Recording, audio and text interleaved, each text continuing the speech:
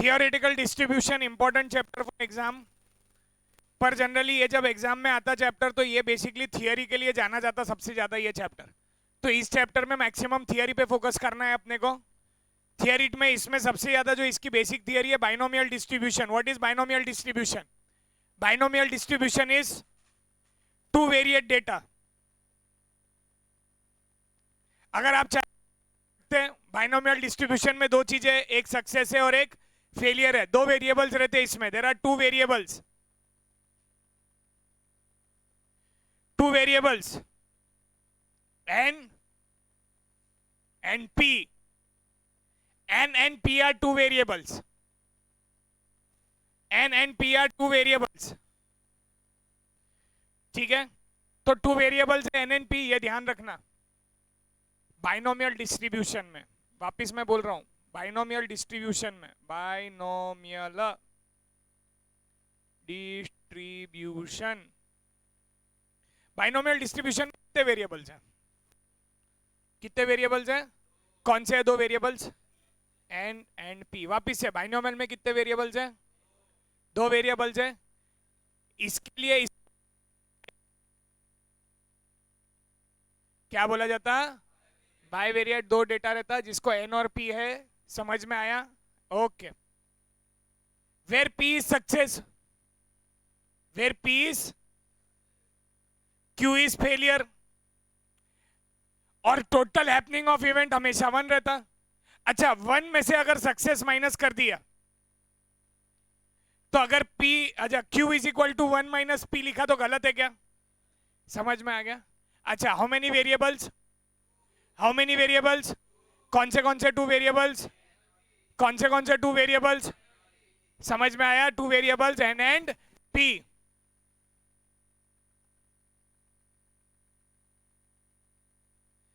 Two parameters बोलते हैं इसको, टू वेरिएबल्स बोलो, टू पैरामीटर्स बोलो। समझ में आया? बाइनोमियल में टू पैरामीटर्स, टू वेरिएबल्स क्या बोला जाता है उसको? क्या है वो? n and p। Mean is equal to n into p। Mean is equal to, and variance is equal to, variance काय का? बाइनोमियल का, n p q। So mean is equal to,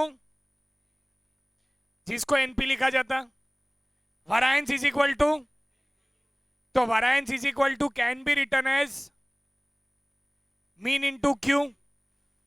हाँ या ना? पक्का? Variance is equal to n p q. सही लिखा कि गलत लिखा? समझा कि नहीं समझा? अच्छा, mean is equal to, variance is equal to, तो variance can be written as mean into q. ये इतना जानना अपने लिए जरूरी है। Variance can be written as standard deviation का स्क्वायर एन पी क्यू। हाँ, standard deviation is equal to under root n p q. समझा? हाँ या ना? ये ये चीजें इतनी इंपॉर्टेंट है इसके लिए, बहुत इंपॉर्टेंट है इसके लिए जो मैंने आपको बता दिया। ये इतनी थियरी बहुत इंपॉर्टेंट है। टू पैरामीटर्स कौन से? टू पैरामीटर्स क्या? मीन को क्या बोला जाता? NP। वरायंस को क्या बोला जाता? समझ में आया कि नहीं आया? आया। मोड को, अच्छा अच्छा मेरे को एक चीज बताओ, रियलिटी में क्या मीन हमेशा वरायंस से बड़ा रहेगा? हाँ हाँ, मीन स्टैंडर्ड डिविएशन तो बड़ा है। इस केस में variance is less than mean, वो तो वैसे भी है। समझ में आया? When P is equal to Q is equal to 0.5, binomial is maximum. When P is equal to Q is equal to 0.5, binomial is maximum. कोई प्रॉब्लम नहीं? समझ में आया ऐसा? वापिस से पूछ रहा हूं मैं, क्या क्वेश्चन है पहला मेरा? टू पैरामीटर्स कौन से? Mean is equal to, variance is equal to, समझ में आ गया? Variance can also be written as, बहुत सी के बार क्या होता मालूम है क्या? वो P और Q की वैल्यू फाइंड करने को बोलते हैं और आपको मीन देते हैं और वरायंस देते हैं। बच्चे कंफ्यूजन हो जाते कैसे करना। वरायंस दिए हुआ है, मीन दिए हुआ है, Q निकल जाता, Q निकल जाता तो पी भी निकल जाता। समझ में आया कि नहीं आया? ओके। ये जितने भी क्वेश्चन है ये प्रोबेबिलिटी से सॉल्व होते हैं, ठीक है? आया ना? समझा?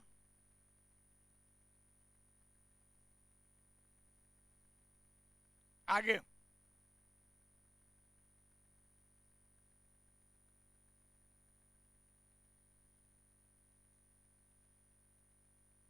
ये देखो, मीन दिए हुआ है 10, स्टैंडर्ड डिविएशन दिया हुआ है 5। मीन क्या दिया हुआ है? स्टैंडर्ड डिविएशन क्या दिया हुआ है? तो स्क्वायर कर देंगे उसका। तो देखो मीन इज इक्वल टू 10, जिसको म्यू लिखा जाता है ये लोग, और स्टैंडर्ड डिविएशन का स्क्वायर वैरिएंस 5 आ गया। पहले पी निकाल सकते क्या अपन, या क्यू निकाल सकते क्या इससे? क्यू कैसे निकालेंगे? Mean sorry, variance is equal to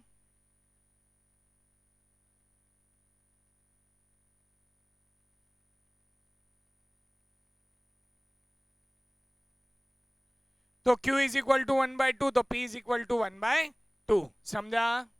okay. Poisson important, theoretical की थियरी समझ में आ गई? आया ना? कितने पैरामीटर्स? कितने पैरामीटर्स? समझा? पॉइजन, पॉइजन वन वेरिएट, वहां पे 2 पैरामीटर्स थे, यहां पे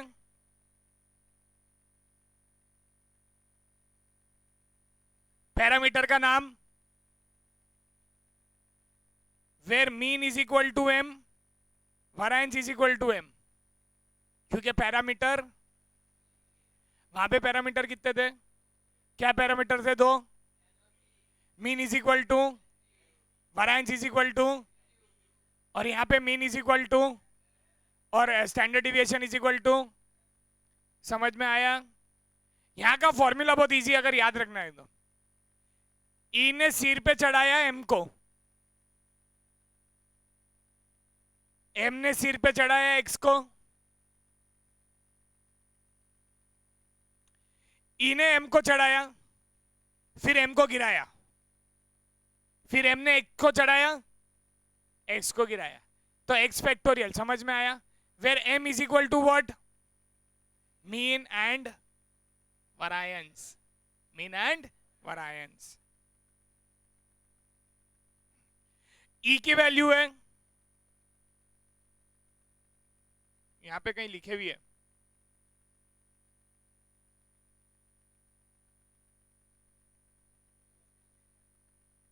ये रहा, E is equal to 2.71828. The mean of Poisson variation is m, variance is m.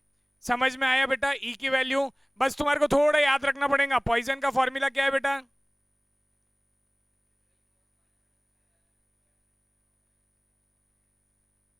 समझा कि नहीं समझा? अब देखो जनरली इसके जो क्वेश्चन आते हैं ना वो ऐसे आते हैं। कैसे आते बेटा? नहीं वो ठीक है, पर अपने को इसका एक तरीका है, x इज इक्वल टू 2 और x इज इक्वल टू, और बीच में भी क्या है देख, e raise to the power क्या है बेटा?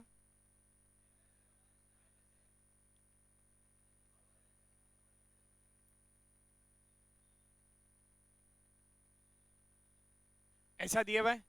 अब x इज इक्वल टू 2 बोला तो तू क्या लिखेगा? e raise to the power minus m, m to the power 2, आया ना? e raise to the power minus m, m to the power 3 upon, समझा? नहीं क्या नहीं समझा? क्या इसको सॉल्व कर सकते क्या अपन? कर सकते क्या नहीं? देख ये कट गया, ये कट गया, 3 factorial upon 2 factorial is equal to m cube upon m square, 3 is equal to m, where m is equal to mean, standard deviation both, yes or no? समझा कि नहीं समझा? समझा? जनरली वही रहता, पर फिर भी मैं आपको सिर्फ बता रहा। समझा?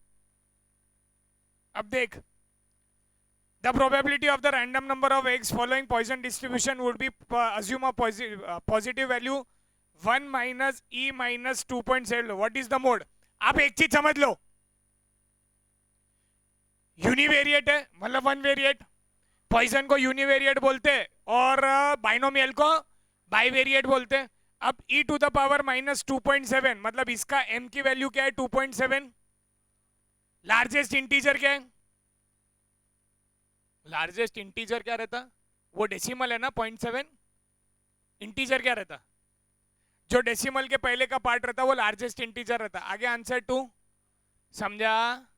ये ऐसा है, ये जोड़ो. जनरली एग्जाम में जो क्वेश्चन आएंगे वो ऐसे आएंगे. सबसे पहले अगर ये ऐसे क्वेश्चन आए तो क्या करने का? e to the power minus m into m to the power x upon x factorial 1 is equal to 9 into e to the power minus m plus 90 into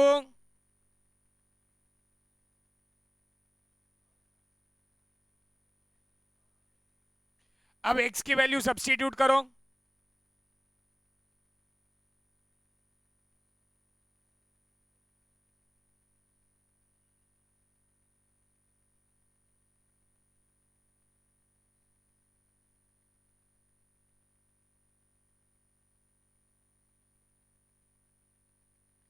समझ में आया? अब इसको आपको सॉल्व करना है और मेरे को मालूम है एग्जाम में ये क्वेश्चन अगर आया भी तो तुम सबसे आखिरी में सॉल्व करने वाले हो. समझा कि नहीं समझा? पक्का समझ गया? कोई डिफिकल्टी? ठीक.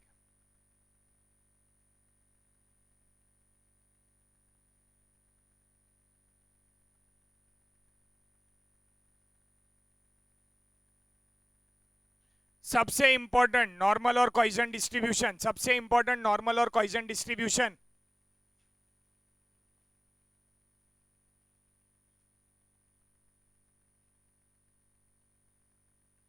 बेटा इसके लिखे हुए हैं क्या तेरे पास?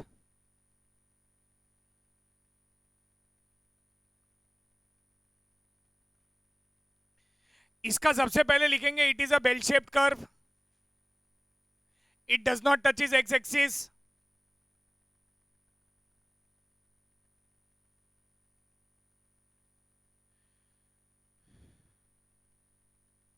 सबसे इंपॉर्टेंट फॉर्मूला लिखेंगे quartile deviation is equal to 0.675 of standard deviation.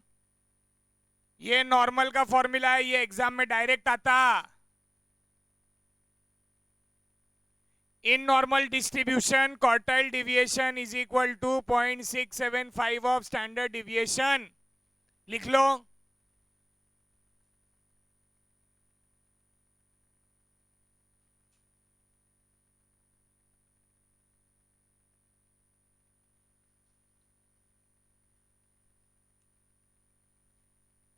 mean deviation is equal to 0.8 of standard deviation.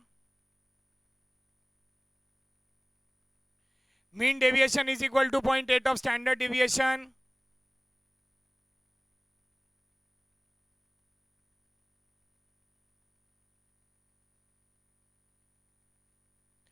X is equal to mu minus standard deviation, mu plus standard deviation. X is equal to mu minus standard deviation, mu plus standard deviation. Hello. Mu minus standard deviation, mu plus standard deviation. सबसे important part बताना हूं, exam में आया तो generally ये question आता direct धपटम. Formula based नहीं है, ये रटो बेस्ड है. समझ? ए समझ, ध्यान दे. Mu minus standard deviation, mu plus standard deviation, उसकी वैल्यू है 0.6828. Mu minus standard deviation, mu plus standard deviation, इसकी वैल्यू है 0.6828. लिख ले.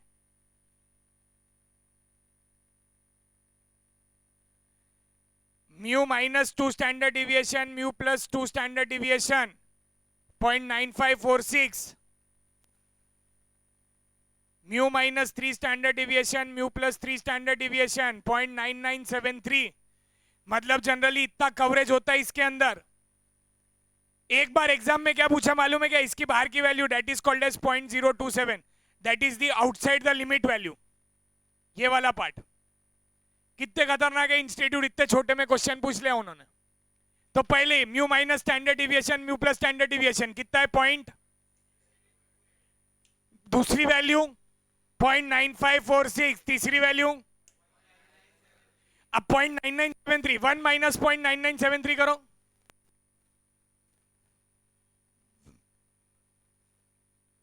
आउटसाइड लिमिट हो गई, समझ में आया क्या? ये 0.0027 कैसा है? हमेशा याद रखना बेटा, ये जो बेल शेप कर्व रहता ना, ये 0.5 रहता और ये 0.5 रहता, ठीक है? और यहां पे म्यू रहता। Skewness is 0 in normal, skewness is 0 लिखो इन normal distribution, skewness is 0।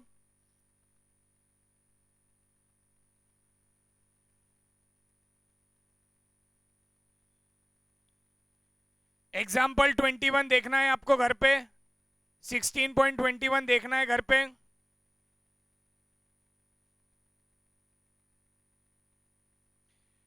Density function बोला उन्होंने, तो म्यू माइनस स्टैंडर्ड डिविएशन और म्यू प्लस स्टैंडर्ड डिविएशन, इन दोनों को डेंसिटी फंक्शन बोलते हैं।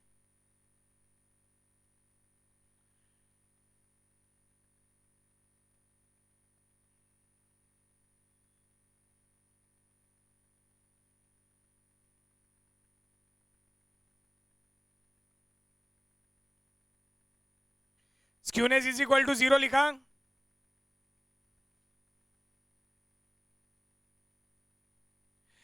Mean, median and mode are equal to 0।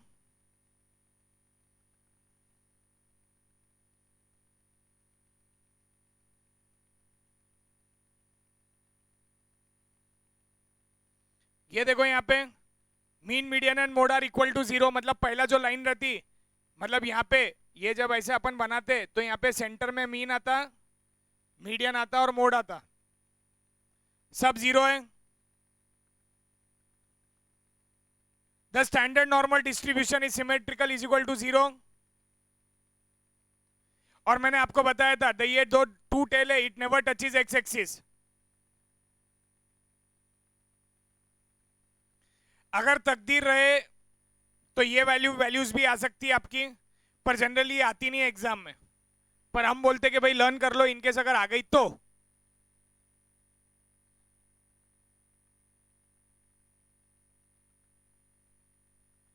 Population median, population mode, probability continuous discrete, definition of Poisson, Poisson में uniparametric रहता है, only one parameter M. Poisson approximation, additive property, ठीक है। Normal distribution का 0.675 of standard deviation, mean deviation is equal to 0.8 of standard deviation. ये values भी लिखा दिया मैंने आपको, प्लस माइनस वाली। कौन सी लिखाया प्लस माइनस? 0.6828, 0.9546, 0.9973 और आउटसाइड लिमिट 0.0027। मेरे हिसाब से मैंने आपको जो कवर कराना था वो मैंने करा दिया, ठीक है? इतने में आपका थियोरेटिकल खत्म।